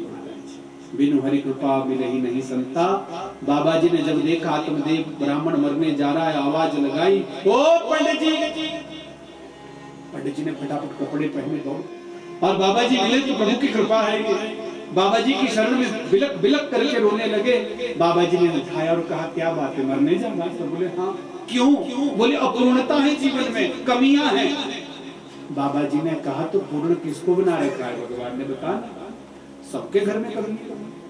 अपूर्ण जीव है और पूर्ण ईश्वर है। पूर्णमद पूर्णमिदं पूर्णात् पूर्णमुदच्यते पूर्णस्य पूर्णमादाय पूर्णमेवावशिष्यते। क्या कमी है बताना? बोले संतान नहीं। बोले इतनी सी बात? दुनिया में कितने दंपति ऐसे जिनके संतान नहीं है, तो क्या सबको डूब करके मर जाना चाहिए? बोले तो फिर क्या करूं? बोले एक काम कर, साधु चोला पहन और चल मेरे साथ, रमता जोगी बहता पानी सदा पवित्र होते हैं। बोले कैसे बाबा? हमने सुना है कि बाबा समस्या का समाधान करते हैं, आप तो और उल्टा बाबा बनाने के चक्कर में लगे हुए। तो क्या करें? आत्मदेव ने कहा बेटा होने का वरदान दो बाबा, नहीं तो अभी चला मरने। पहले अपनी गारंटी से मर रहा था, अब आपके सामने मरूंगा तो मेरे मरने का पाप आपको लगेगा। बाबा जी ने सोचा भला चंगा मर रहा था, इसको रोक करके तो अब पाप अपने सिर ले लिए। बाबा जी ने कहा कि आत्मदेव जरा देख तो लूं कि तेरे भाग में संतान है भी कि नहीं। मस्तक की रेखा को देखा, ओहो ब्राह्मण तू एक जन्म के लिए रो रहा है? बोले तो सप्त जन्मावधि तब पुत्रो नहीं वचन। एक जन्म तो छोड़, तेरे तो 7 जन्मों तक संतान नहीं। आत्मदेव ने कहा बाबा एक जन्म का क्या थोड़ा दुख था, जो 7 जन्मों का भी अभी सुना दिया, अब तो चले मरने। बाबा जी ने कहा रुक जा, मरना समस्या का समाधान नहीं होता। तो मंडलू में हाथ डाला, एक फल निकाला और अभिमंत्रित किया, ले पत्नी को खिला दिया और कहा कि नियम में रहना, क्या करना? जमीन पर सोना और असमय में नहीं सोना। ओम नमो भगवते वासुदेवाय इस मंत्र का जप करना, सुबह उठ करके पति को प्रणाम करना, किसी से झगड़ा नहीं करना, असमय में नहीं सोना, असमय में नहीं खाना। यदि तेरी पत्नी ऐसा करेगी तो तेरे भगवत भक्त संतान आत्मदेव प्रसन्न हो। अच्छा ये आत्मदेव कौन है और तुंगभद्रा क्या है? इसको भी थोड़ा समझ लो ना। ये आध्यात्मिक कथा है। तुंगभद्रा है ये शरीर, कैसे? बोले तुंग कहते श्रेष्ठ को, भद्र कहते कल्याण को। कल्याण की श्रेष्ठ नदी कौन सी है? बोले मानव तन। इसलिए गोस्वामी जी ने मानस में कहा साधन धाम मोक्ष करी द्वारी। और इसी मानव तन की नदी के तट पर आत्मदेव है, आत्मा। और आत्मदेव ने ब्याह किससे किया? खोपड़ी से, धुंधली से। आत्मदेव जब सत्संग में गया तो महात्मा ने सत्संग में सुंदर शिक्षा दी, लेकिन ये खोपड़ी फॉलो नहीं करने देते। खोपड़ी है धुंधली। पंडित जी तो कहते हैं सदा सच बोले, बस ये तो दिक्कत है, मुझे भागने की आदत है। बोलो राधे राधे। इसलिए बंधुओं, जब फल लेकर के आत्मदेव घर आए और पत्नी को आवाज लगाई, भगवान बाहर निकल। बोले क्या लाए? बोले फल लाए। क्या होगा? संतान हो जाएगा। और धुंधली भी स्पेशल घर वाली है। धुंधली ने सोचा फल खा के भी कोई संतान होती है, ये पक्का किसी तांत्रिक चेले से मंत्रित करके लाया इस फल को, ताकि मेरी जुबान फेविक्विक की तरह और मैं गालियां ना दे पाऊं। धुंधली ने कहा खा लूंगी, अभी ना नहाई हूं ना कुछ किया, खा लेगी ना? बोले बिल्कुल, तो आप जाओ कर्मकांड के। अब चले गए आत्मदेव। धुंधली उस फल को देखने लगी, खाऊंगी ना खाऊं। उतने में धुंधली की लालची बहन आ जाती है। बहना ने कहा धुंधली मुझे तू दुखी लग रही है। बोले मेरे दुख का कारण ये फल है जो घर वाला लाया, तू बता फल खा के भी कोई बेटे होते? बोले तो फिर क्या चाहती? बोले ऐसा उपाय बता कि मैं फल भी ना खाऊं और बेटा भी हो जाए। और सुन सखी, सुन बहन, मुझे इस फल पर विश्वास भी नहीं है। यदि फल खा लिया गलती से, सोच ले, और मैं कहीं गर्भवती हो गई तो इतना कमा रखा है घर वाले ने, मैं अपनी रक्षा नहीं कर पाऊंगी, घर की खाक करूंगी। दूसरा, यदि मेरी कोख सच में रह गई तो मुझे बुढ़ापा जल्दी आएगा। एवं कुतर्क योगेन तत्फलम नहीं बक्षितम। इतने कुतर्क किए कि कुछ भी हो जाए, फल नहीं खाऊंगी। तो बहना बताना, ऐसा उपाय बता कि मैं फल ना खाऊं और बेटा हो जाए। बहना ने कहा एक उपाय। क्या? मेरे यहाँ बच्चों की कमी नहीं, तेरे यहाँ पैसों की कमी नहीं, और अभी भी मैं पेट से हूँ, गर्भवती हूँ। एक काम करती है, तू गर्भवती होने का नाटक रच ले और मैं चुपके से तुझे पैसा दूंगी और तू दे देना और मैं तुझे बेटा दे दूंगी। बोले वो तो ठीक है, पर पति बीच बीच में आके देखेगा। जब तू गर्भवती नहीं तो बेटा कहाँ से होगा? बोले आसान तरीका बताऊं। बोले क्या करना? बोले उल्टी कढ़ाई पेट पर बांध लेना, जैसे जैसे महीने बढ़ते जाएं वैसे वैसे कपड़े ठूसती रहना और कढ़ाई आगे आगे, और लगेगा कि ये तो 8वां 9वां महीना लग गया है। योजना बना।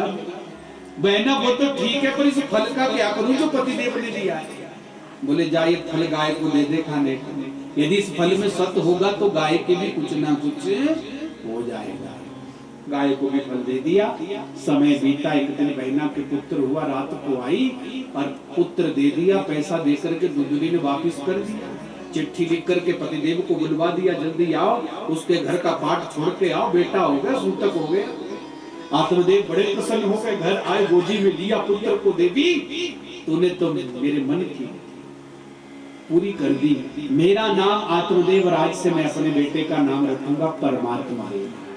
धुंधली ने कहा सुनो, 9 महीने पेट में मैंने रखा है बच्चा, नाम आपके जैसा नहीं रखूंगी। बोले तो नहीं तो 9 महीने रखो, पेट पर पत्थर बांधो जरा, तब लगे पता कैसा कष्ट होता है। बोले तो तू क्या चाहती? बोले मैं अपने बच्चे को अपने जैसी पहचान दूंगा।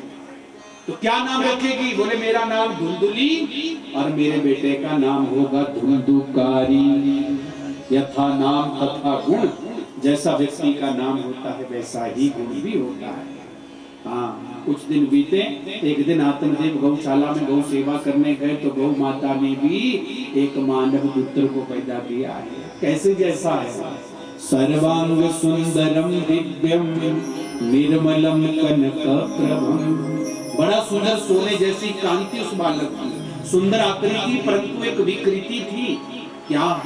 कि उस बच्चे के कान जो थे ना गाय जैसे थे। आत्मदेव ने गोदी में लेकर ध्यान किया, ईश्वर जब तू देता है तो छप्पर फाड़ के देता है। कल एक भी नहीं था, आज 2 है। और इस बेटे का नाम आज से मैं रखूंगा गौकर्ण। क्यों? क्योंकि कान गाय जैसे, विकृति की। छोटे छोटे बच्चे अब पलने लगे। सूत जी कहते सोनकाद ऋषियों कि यत काले न तौ जातो तरुणौ तनया विभो गौकर्ण पंडितो ज्ञानी धुंधुकारी महाफल।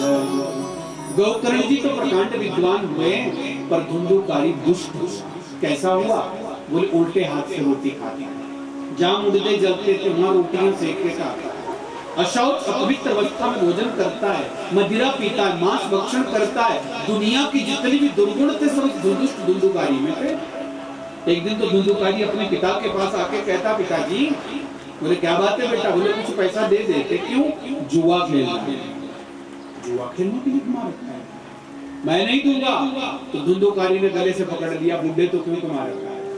बच्चे गले से पकड़ ले तो समझ लो अब बच्चों को हमारी जरूरत नहीं है।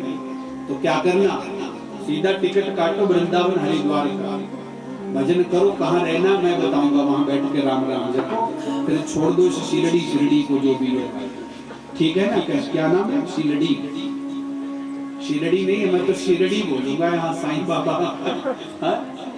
इसलिए बंधुओं आत्मदेव को रुदन करने लगे। धुंधुकारी ने कहा कि कल सुबह तक का समय देता हूं, यदि कल सुबह तक पैसा नहीं दिया तो पिताजी पिटाई करेंगे। धुंधु आत्मदेव तो रोने लगे, अंदर बैठे थे गौकर्ण। पिताजी को पूछा क्यों रो रहे हो? तेरे भाई ने गले से पकड़ा मुझे, अंदर आओ, बुलाया। पिताजी याद करना उस दिन को जिस दिन आपके एक भी बेटा नहीं था, क्या कर रहे थे? बोले रो रहा था। आज आपके दो बेटे हैं, क्या कर रहे हैं? बोले आज भी रो रहे हैं। बोले तो सुनो पिताजी, कुछ ना पाने से पहले भी व्यक्ति रोता ही है, और जब सब कुछ पा लेता है तब भी व्यक्ति रोता ही है। क्यों?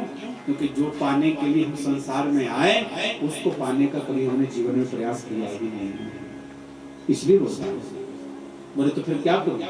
गौकर्ण जी ने 2 श्लोक सुना, इसको गौकर्ण गीता कहते हैं। गौकर्ण जी गाने लगे, देहे स्थिमासरुधिरे विमतिं त्यजत्वं जाया सुतादिषु सदा ममतां विमुच पश्यानिशं जगदिदं क्षणभङ्गनिष्ठं वैराग्यरागरसिको भवभक्तिनिष्ठः। देहे अस्थि, शरीर कैसे बना है? जैसे मकान बनाते हैं। थोड़ा सा ध्यान लगाना कथा में, आज की प्रसंग को पूरा कर दूंगा, मुझे पता नींद आ रही। बोलो राधे राधे। कल कथा से पहले सो के आना।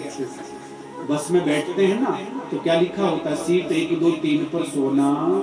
नहीं तो ड्राइवर को भी नींद आती है। आज पहला दिन है, मुझे पता, रात को 3 बजे तक पानी भरा।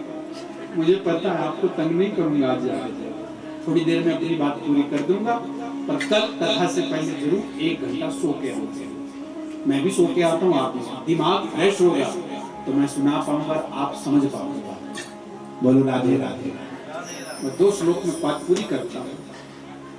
ये शरीर कैसे बना? जैसे मकान बनता है। मकान बनाने के लिए क्या करते हो? गड्ढा खोदते हो, सरिया खड़ा करते हो, उसको तारों से बांधते हो, चारों तरफ से बंद करके उसको कंक्रीट डालते हो, पिलर खड़ा होता है, फिर चिनाई होती है, फिर प्लास्टर होता है, और मकान कब अच्छा लगता है? जब उसमें पेंट किया जाता है। ऐसी ये मकान बना। वहां सरिया खड़ा किया, यहाँ हड्डियां खड़ी की, वहां तारों ने जोड़ा, यहाँ नाड़ियों ने जोड़ा, वहां कंक्रीट डाला, यहाँ खून पीप रक्त रुधिर डाला गया और मकान तैयार। पर मकान कब अच्छा लगता है? जब इसमें पेंट किया जाता है। और इस मकान के 2 ही पेंट हैं, ब्लैक एंड व्हाइट। ठीक है? या तो आदमी काला होगा या गोरा होगा, ना तो ग्रीन मिलेगा ना पिंक मिलेगा। ठीक है ना? काला और गोरा ही मिलेगा। इसलिए पिताजी इस शरीर की आसक्ति का त्याग कर दो। क्यों? क्योंकि जब शरीर ही अपना नहीं तो शरीर के रिश्ते कैसे अपने हो सकते हैं? आपसे प्रश्न करूं कोई मैं, आप शरीर हो कि शरीरी हो? क्या उत्तर दोगे? नकल कराओ गौरव, बताओ बेटा, शरीर हो कि शरीरी हो? शरीर है आप, तो फिर नकल कराऊंगा। आप टेंट हो कि टेंट में हो? हम शरीर है कि शरीर में है? उत्तर मिल गया ना? जितने दिन की बुकिंग इस टेंट की हुई है उतने ही दिन इस टेंट में रहना है। इतने दिन रहेगा ये टेंट, उसके बाद मालिक आएगा उधेड़ के ले जाएगा। और जितने दिन की बुकिंग इस टेंट की हुई है उतने ही दिन रहना, उसके बाद इसके मालिक आएंगे। 1 सेकंड भी कब्जा नहीं कर सकते हम, उधेड़ करके निकाल दिए जाएंगे। जब यही अपना नहीं तो इसके रिश्ते कैसे अपने होंगे? बताओ। इसलिए हमारे भारत के एक संत हुए गीतानंद जी, उन्होंने गाया, मान मेरा कहना नहीं तो पछताएगा, माटी का खिलौना माटी में मिल जाएगा। आओ जरा इस भाव को गा लेते हैं, ठीक है ना? अरे बाजा कर देना, मेरा सब स्वर जल रहे हैं। मान मेरा कहना नहीं तो पछताएगा, मान मेरा कहना नहीं तो पछताएगा, मान मेरा कहना नहीं तो पछताएगा, मान मेरा कहना नहीं तो पछताएगा, माटी का खिलौना माटी में मिल जाएगा, माटी का खिलौना माटी में मिल जाएगा, अरे माटी का खिलौना माटी में मिल जाएगा, माटी का खिलौना माटी में मिल जाएगा। माता सखा मित्र सहोदर नाता। दुनिया में कितने रिश्ते होते हैं हमारे जीवन में, पत्नी पति, पिता और माता, लेकिन एक न एक दिन क्या करना पड़ेगा, छोड़ के जाना पड़ेगा नहीं। हाँ, पत्नी पति पिता और माता सखा मित्र सहोदर भ्राता, पत्नी पति पिता और माता सखा मित्र सहोदर भ्राता, पल भर में नाता सभी का छूट जाएगा, पल भर में नाता सभी का छूट जाएगा, जब माटी का खिलौना माटी में मिल जाएगा, माटी का खिलौना माटी में मिल जाएगा।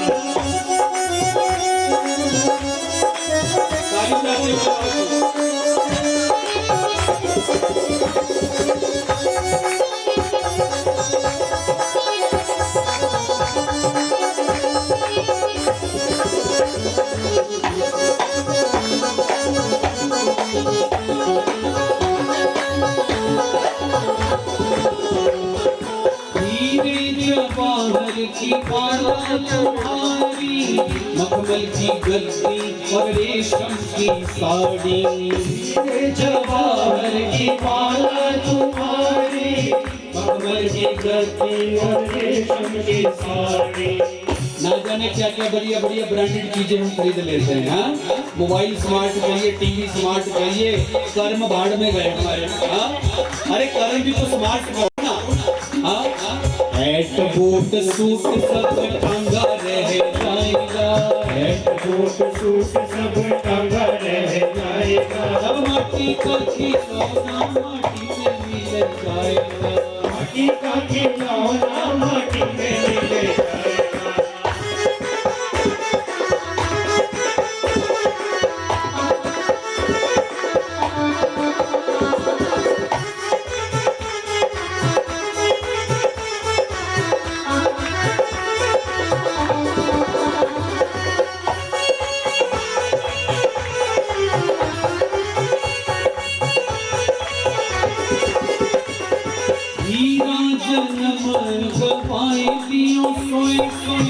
फिर पछतावत दीवाने तो रोए रोए, जन्म गवाए दियो सोए सोए, फिर पछतावत दीवाने तो रोए रोए।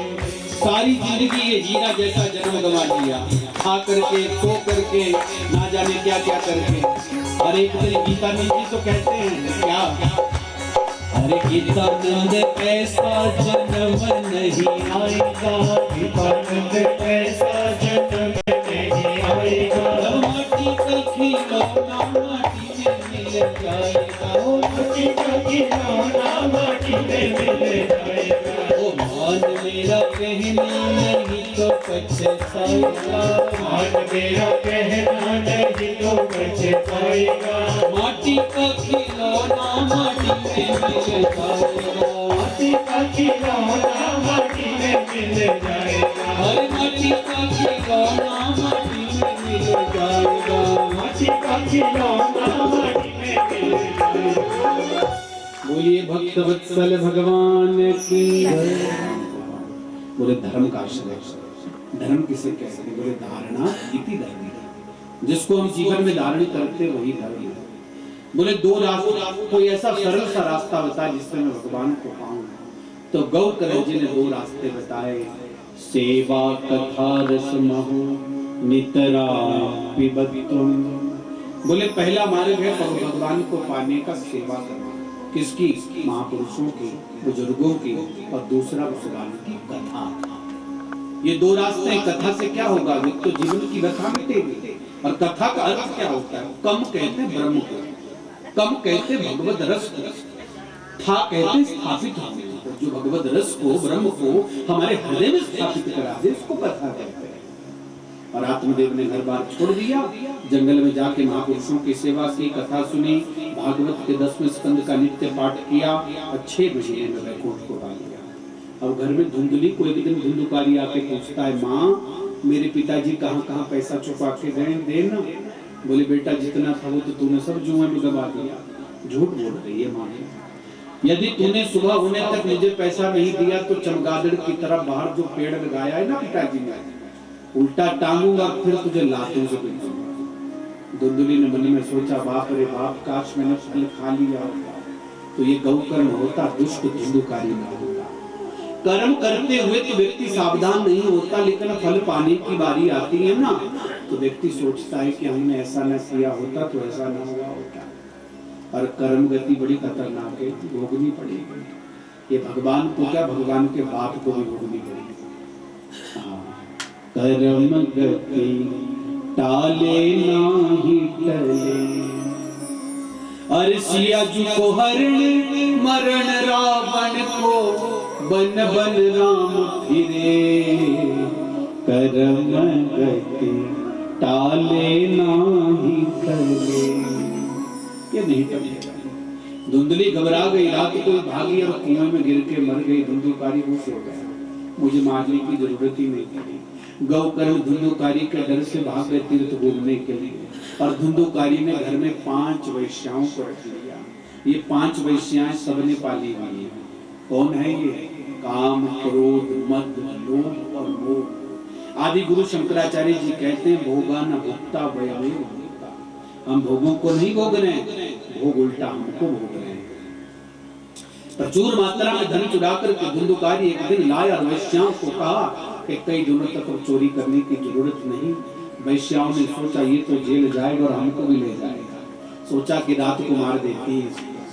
रात को सोया, बिस्तर पर लगी रस्सी से बांधने, चीखने लगा, क्या कर रही हो? बोले तेरे प्राण निकाल रही हैं। एक वैश्या दौड़ी हुई रसोई घर में गई और तपते हुए चूल्हे से अंगारे उठाए। तपता अंगार समूहास्त और तन्मुखे ही विचिक्षित, उसके मुंह में डाल दिया। धुंधुकारी मारा गया, और मरने के बाद क्या बना? प्रेत। बड़ी कठिन दुखदाई होनी प्रेत। सुनना कभी गरुड़ पुराण में, क्या कष्ट होता है प्रेत को। प्रेत बन गया। गौकर्ण जी तीर्थ घूमते हुए एक दिन गया जी पहुंचे। गया तीर्थ है ना बिहार में, जहाँ फल्गु नदी है। गया क्या है? ये गयासुर नाम का राक्षस है, लेटा हुआ है आज भी वहां पर। और प्रभु से यही प्रार्थना की कि प्रभु मेरी देह को पवित्र कर दो। भगवान ने कहा लेट जा, तेरे पीठ पर, तेरे शरीर पर दुनिया वाले अपने पूर्वजों का पिंड करेंगे, उनको तो मुक्ति मिलेगी, उनके बहाने तुझे भी मुक्ति मिल जाएगी। तो एक दिन गया जी में पहुंचे तो माँ बाप के नाम से पिंड किया। वहीं पता लगा कि मेरा भाई धुंधुकारी भी मर गया। तो भाई के नाम से भी तिलांजलि दी, श्राद्ध किया, पिंड किया। सोचा कि घर चलता हूँ। घर आया तो गंदगी बहुत थी। गांव में पीपल का पेड़, उसी के नीचे लेट गए तो जो धुंधुकारी अधोगति में पड़ा था प्रेत योनि में, वो डराने लगा गौकर्ण। कैसे? सक्रिन में सक्रिधस्ति सक्रिच महिषो भवत। कभी मेढ़ा, कभी अग्नि, कभी इंद्र बन के डराने लगा, भूत प्रेत बन के। गौकर्ण जी ने हाथ में जल अभिमंत्रित किया और छिड़क दिया, कौन है तू, जल्दी बता। तो धुंधुकारी अपरोक्ष रूप से रोने और कहने लगा, अहम भ्राता त्वदीयोऽस्मि धुंधुकारी नामक, स्वकीयेनैव दोषेण ब्रह्मत्वं नाशितं मया। आपका भाई धुंधुकारी हूँ गौकर्ण, मुझे मुक्त कर प्रेत योनि में पड़ा। भाई तेरे नाम से मैंने पिंड किया, तेरी मुक्ति नहीं हुई। गया श्राद्धस्ते नापी, गया में जाके तो 100 पिंड कर, 1000 पिंड कर, मेरी मुक्ति नहीं होगी, 1 नंबर का बाकी। बोले चिंता न कर, सब विद्वानों से पूछूंगा। सब विद्वानों को इकट्ठे करके पूछा, बताओ अपने भाई को मैं कैसे मुक्त करूं? कोई उत्तर ना दे पाया। तो किससे पूछा? कर्म के साक्षी भगवान भुवनभास्कर से पूछा। हे भुवनभास्कर आदित्य भगवान बताओ अपने भाई को कैसे मुक्त करूं? तो भगवान सूर्य आकाशवाणी करते हैं कि गौकर्ण, यदि अपने भाई को मुक्त करना है तो ज्ञान यज्ञ करो। क्या है ज्ञान यज्ञ? श्रीमद् भागवतालाप सतुगीत शुकादिवी। जो सुखदेव जी ने परीक्षित को कथा सुनाई, उसी कथा को तुम भी अपने भाई को मुक्त करने के लिए सुनाओ। अब प्रश्न ये उठा कि कथा कौन सुनाए? तो गांव वालों ने कहा कि इससे इस गांव में सबसे बड़े विद्वान गौकर्ण तुम स्वयं हो, तुमको ही कथा सुनाए। तो सुंदर पंडाल रचा गया। शास्त्र कहता है कि जहां कथा हो ना, धूमधाम से करानी चाहिए। कैसे? बोले जैसे बेटा बेटी की शादी से आते हैं। बेटा बेटी की शादी 2 दिन की है, 7 दिन की है। लोग ज्यादा भी हो सकते, कम भी हो सकते, खर्चा भी हो सकता है, लेकिन डरना नहीं। राजेंद्र जी, खर्चे से मत डरना। क्यों? ये पक्की बात है, बिना पैसे के यज्ञ नहीं होता। लेकिन यज्ञ की परंपरा है कि जितना आप लगाओगे उससे कई गुना हमको लगभग कम से कम 90 दिन के अंदर आना शुरू हो जाता है। अब आप कहोगे उदाहरण पांडवों का। पांडवों ने जब यज्ञ किया तो कैशिर किसको बनाया? अपने दुश्मन दुर्योधन को बनाया। हम आप लोग भी ऐसे बनाते हैं, कभी कभी शादी ब्याह होता है, गांव का सबसे कंजूस आदमी पकड़ के लाते हैं और फिर कहते हैं कि पंडित जी को 2 पैसे ज्यादा न मिल जाए। कंजूस आदमी। और जहां वो बोतल खोल के पी जाती, वहां भी बताते हो कोई कंजूस आदमी, पियो 2 पेटी और मंगाएंगे, खलीनी से पियो। तो इसलिए कभी भी यज्ञ में किसी को कैशियर मत बना। क्यों? कैशियर तो बलि के यज्ञ में शुक्राचार्य जी भी बने थे, लेकिन परिणाम सब जानते, वामन भगवान ने आंख में यज्ञ की रक्षा के लिए विश्वामित्र जी ने राजा दशरथ से 2 बेटे मांगे थे। अनुज समेत देहु रघुनाथा, निश्चर वध में होब सनाथा। और बदले में कितनी बहुएं आई? राम लक्ष्मण दिए मिथिला में जाके धनुष तोड़ा और बदले में 4 बहुएं आई। इसलिए राजेंद्र जी डरना मत, 2 के बदले 4 मिलेंगे। मेरे जीवन की 348वीं कथा आज से शुरू हो रही है। 348 आज तक जहां भी मैंने कथा की कभी घाटा नहीं हुआ। एक बार वृंदावन में 2 रुपए बचे थे मेरे पास, पॉकेट मनी। पूछना रामेश्वर भैया आदि भी होते थे वहां, लेकिन हमने सुना था कि देने से बढ़ता है। तो हम बांके बिहारी दर्शन करने जा रहे थे, तो जाते जाते 2 रुपए किसी भिखारी को दे दिए। और कमरे में जब आया तो मेरा एक रूम पार्टनर होता था आगरा की तरफ का। उसने कहा कि एसटीडी में फोन आया मथुरा के किसी सेठ जी का, रुद्राभिषेक कराना है, चलोगे? मैंने कहा चलो चलते। रात भर अभिषेक किया, सुबह को 2000 रुपए दक्षिणा। 2 रुपए के बदले 2000। इसलिए आपसे पूछूंगा 1-2 साल के बाद कोई कमी हुई? कभी नहीं हुई। आपके पूर्वजों के घर यदि कथा करा के कमी हुई होती तो शायद आप कथा में कराते। कभी घटता नहीं।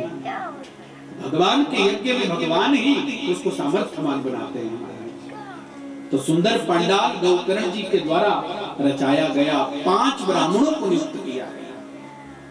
कहा गया है कि ब्राह्मण क्या करे? गायत्री जप करे, द्वादशाक्षर जप करे, विष्णु सहस्त्र नाम का पाठ करे, दुरुद्री पाठ करे, पंचायत मंत्र जप करे।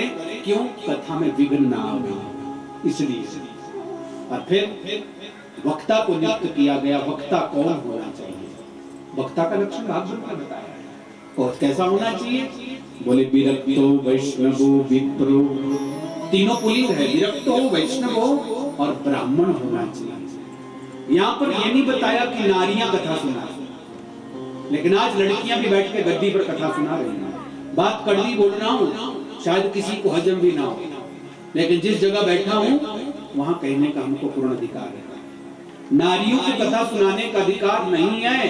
क्यों नहीं? आप अच्छी तरह जानते हैं। माताओं को जो मासिक धर्म आता है कब अपवित्र हो जाए कोई भरोसा नहीं। और यहाँ पर बैठने वाले को किस रूप में पूजा जाता है? व्यासाय विष्णु रूपाय।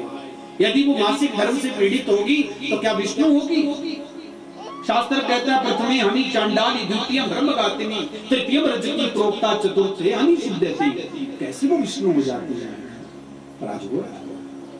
और मैं थोड़ा ऐसा स्पष्ट बकता हूं कि हम डरते नहीं, हम डरते हैं ठाकुर जी से, क्योंकि जो चीज पढ़ी है मन से पढ़ी है और मन से करते जो करते हैं। हाँ, डरते हैं तो ईश्वर से। इसलिए बंधुओं, इस संसार की सबसे महान नारी हुई अनुसुईया जी। अनुसुईया जी ने भी जब सीता को नारी धर्म की शिक्षा चित्रकूट में दी तो व्यास गद्दी पर बैठ करके नहीं दी, नीचे बैठ करके नारी धर्म की शिक्षा दी। आज हो रहा है और कईयों को आपत्ति भी हो जाती है। एक जगह कहीं सिटी चैनल पर कथा कर रहा था मैं, एक है व्यासा, उसका फोन मुझे तो नहीं आया, पता है कि डांट पड़ती। मेरी पत्नी को फोन किया कि भैया को कहना कि मत क्या कहो, कहा करो कि नारियां कथा सुनाए, हमारा तो धंधा ही ठप हो जाएगा। ये धंधा है क्या? हाँ, इसलिए गद्दी पर बैठने का अधिकार केवल ब्राह्मण को। क्यों? क्योंकि ब्राह्मण सब वर्णों का गुरु है। ज्ञान कोई भी नीचे बैठ करके दे सकता है, लेकिन हमारे देश में व्यासपीठ पर बैठने की परंपरा अनुष्ठान की परंपरा है।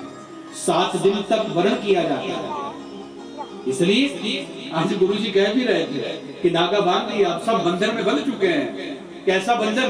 बोले एक होता ना बकरी को रस्सी से बांधना, लेकिन एक है वचन का बंधन। ये न बद्धो बलि राजा दान वेंद्रो महाबल तेन त्वाम प्रतिवदनामि रक्षे मांचल मांचल। ये बंधन है। और ये बंधन कैसा है कि ब्राह्मण घर नहीं जा सकता, ब्राह्मण ब्रह्मचर्य में रहेगा। और शास्त्र कहता है कि ब्राह्मण कब से ब्रह्मचर्य में रहे? शास्त्र कहता है कि जजमान के जहां जब कर्मकांड करने ब्राह्मण आता है तो 1 दिन पूर्व से ब्रह्मचर्य धारण करे, और जब घर जाए तो 1 दिन पर्यंत तक ब्रह्मचर्य रहे, तब जजमान को पूर्ण फल मिलता है उस यज्ञ का। इसलिए तो पहले ब्राह्मण लोग जजमान अपने घर नहीं रात्रि को जाते थे, जजमान की घरी जैसे तैसे रूखा सूखा खा करके रहते थे महाराज। ठीक है, ये वचन है।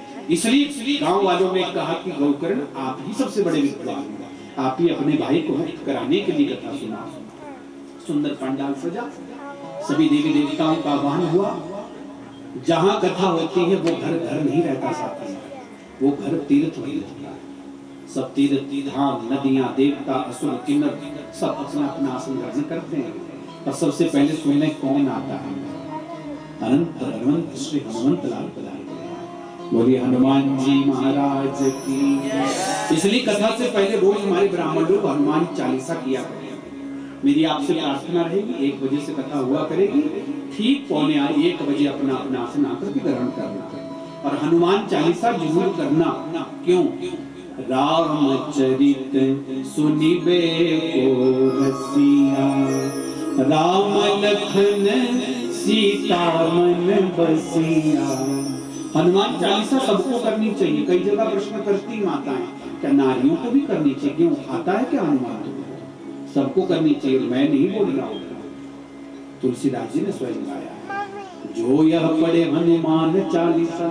वहां ये नहीं कहा कि ब्राह्मण पढ़े, वहां ये नहीं कहा कि नारी पढ़े, वहां ये नहीं कहा कि शूद्र पढ़े, वहां ये नहीं कहा कि वैश्य पढ़े, वहां ये नहीं कहा कि शमशान घाट में पढ़े कि हॉस्पिटल में पढ़े, वहां ये नहीं कहा कि नहा के पढ़े कि बिना नहाए पढ़े, वहां ये नहीं कहा कि रोते पढ़े कि नाचते पढ़े कि हंसते पढ़े। बस जो यह पढ़े, जिस भी स्थिति में पढ़े, क्या होगा? जो यह पढ़े हनुमान चालीसा वो सिद्धि, उसको सिद्धि अपने कार्य में मिलेगी। कसम खाता हूं किसकी? गौरीशा, गौरीपति भगवान शंकर की कसम खाता हूं। ये तुलसीदास जी का वचन है, मेरा नहीं है। इसलिए कथा से पहले हनुमान चालीसा जरूर होनी चाहिए। कोई कथा सुनने आवे ना आवे, पर हमारे हनुमान जी सबसे पहले कथा सुनने आते हैं। और हनुमान जी से मिलना हो तो पहचान क्या है?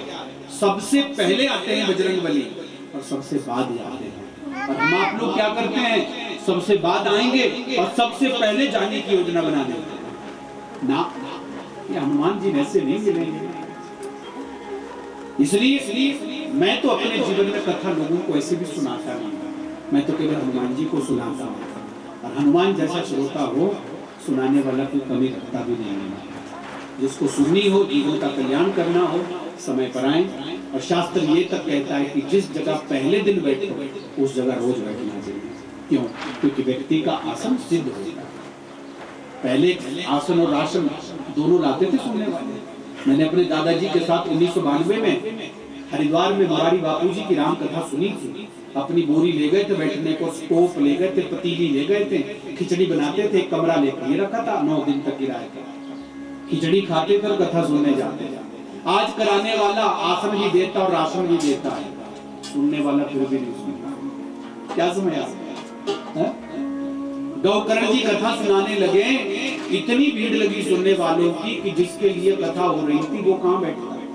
किसके लिए कथा हो रही थी? धुंधुकारी के लिए। धुंधुकारी तो प्रेत है, वायु प्रधान है। 7 गांठ का बांस का डंडा, उसमें धुंधुकारी जी प्रवेश हो जाते हैं। 7 गांठ के बांस के डंडे में धुंधुकारी जी प्रविष्ट हो जाते हैं कथा सुनने में। डरता मरता क्या नहीं करता। पहले दिन की कथा पूर्ण हुई, बांस के डंडे की पहली गांठ पड़ गई। दूसरे दिन की कथा पूरी हुई, दूसरी गांठ फटी। और 7वां दिन आया तो एक बांस के डंडे के 2 टुकड़े हो गए और उस डंडे से दिव्य देव धुंधुकारी जी की प्रकट हुई। किस रूप में? भगवान नारायण कृष्ण के रूप में प्रकट हुआ। हमारे पुराणों में कुछ भक्त ऐसे हुए जब उनको मुक्ति मिली तो उनको भगवान का शरीर मिला। भागवत में धुंधुकारी, रामायण में गिरिराज जटायु जी और शिव महापुराण में बिंदु प्रेत, जिसने विंध्यगिरि पर्वत पर शिव पुराण की कथा तुम्बुरु गंधर्व की वाणी से सुनी और उसको शिव रूप प्राप्त हुआ। इस मुक्ति को सारूप्य मुक्ति कहते हैं। वैकुंठ से विमान आया, जय विजय उठा करके ले गए, लेकिन गांव वालों ने प्रश्न किया, हमने भी कथा सुनी, हमको क्यों विमान नहीं आया? गौकर्ण जी ने कहा, सुनने वाले 3 प्रकार के होते हैं। कौन कौन? श्रोता, सरोता और सोता।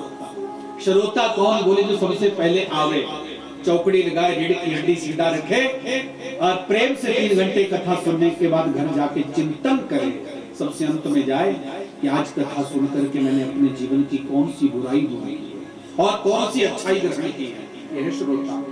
दूसरा होता है सरोता। कहाँ मिलता है? पान वाले के पास।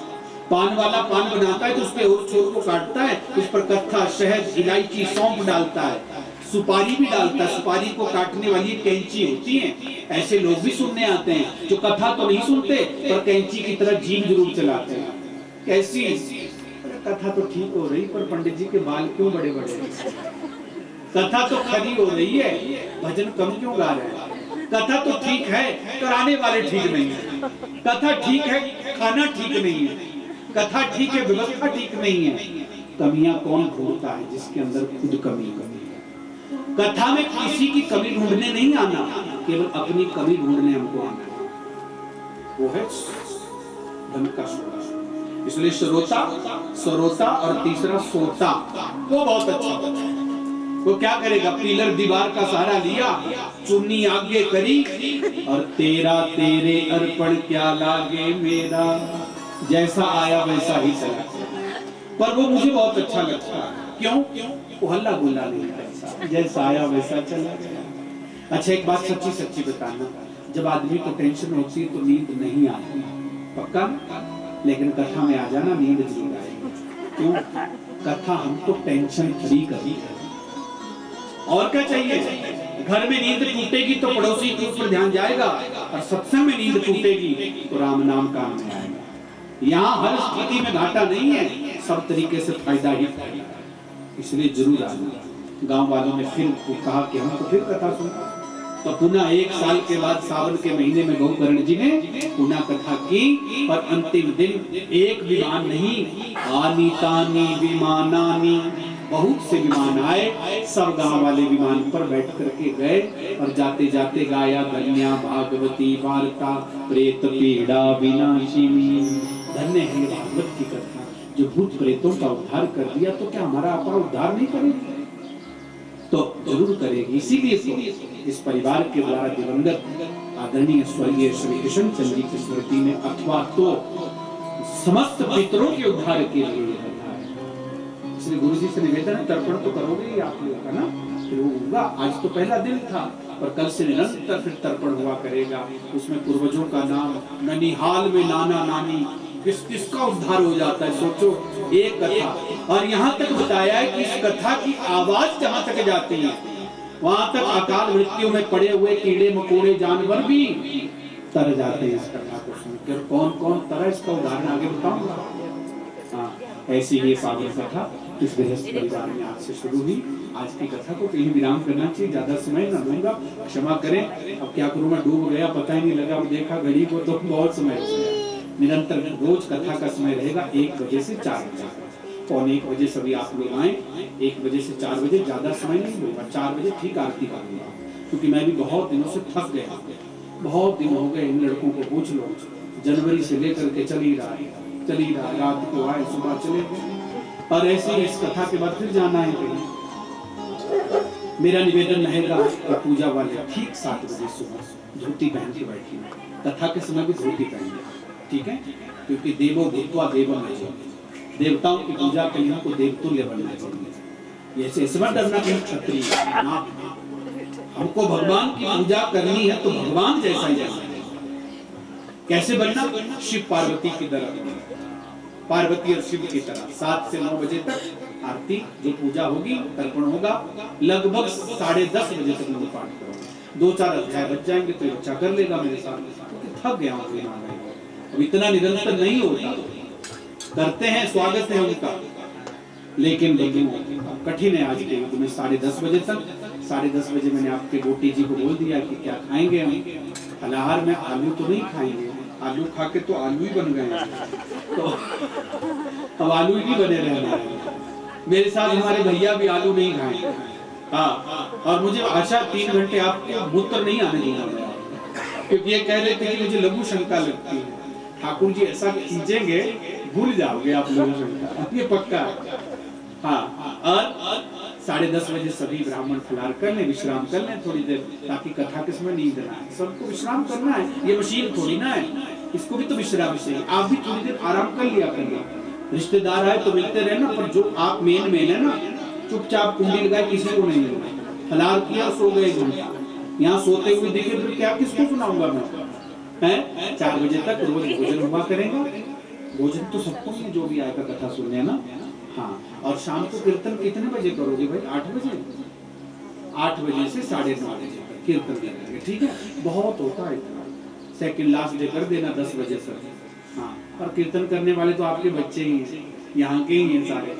वो अलग बात है कि मैंने खींच रखा है कई सालों से अपनी तरफ, भाई इनसे प्रेम है और इनमें हुनर है, ये मुर्दे को भी नचा देते हैं, तो इसलिए हमने साथ रखा है। आते रहिए, आनंद लेते रहिए। आज की कथा को विराम करते हैं, और पंडित जी आदि से निवेदन रहेगा कि मेरी कोई शब्द गलत निकला हो तो मुझे जरूर क्षमा करें। आप अपना छोटा भाई समझ के कोई भी त्रुटि हो तो आप जरूर निर्देश कर दिया करें आप, ठीक है? आप 2 मिनट के लिए रामकृष्ण धुन और सभी आरती करेंगे। हरे राम हरे कृष्ण, हरे राम हरे कृष्ण, हरे राम हरे कृष्ण, हरे राम हरे कृष्ण, हरे राम हरे कृष्ण, हरे राम हरे कृष्ण, राम हरे कृष्ण, हरे राम हरे कृष्ण, हरे राम हरे कृष्ण, हरे राम हरे कृष्ण, हरे राम हरे कृष्ण, हरे राम हरे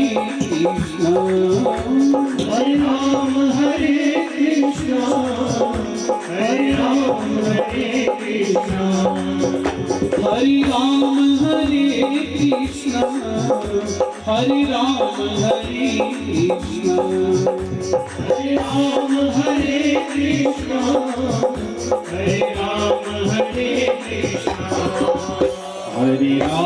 हरे कृष्ण, हरे राम हरे कृष्ण, हरे राम हरे कृष्ण, हरे राम हरे कृष्ण, हरे राम हरे कृष्ण, हरे राम हरे कृष्ण, हरे राम हरे कृष्ण, ओ हरे राम हरे कृष्ण, हरे राम हरे कृष्ण। आइए आरती करें भगवत जी की।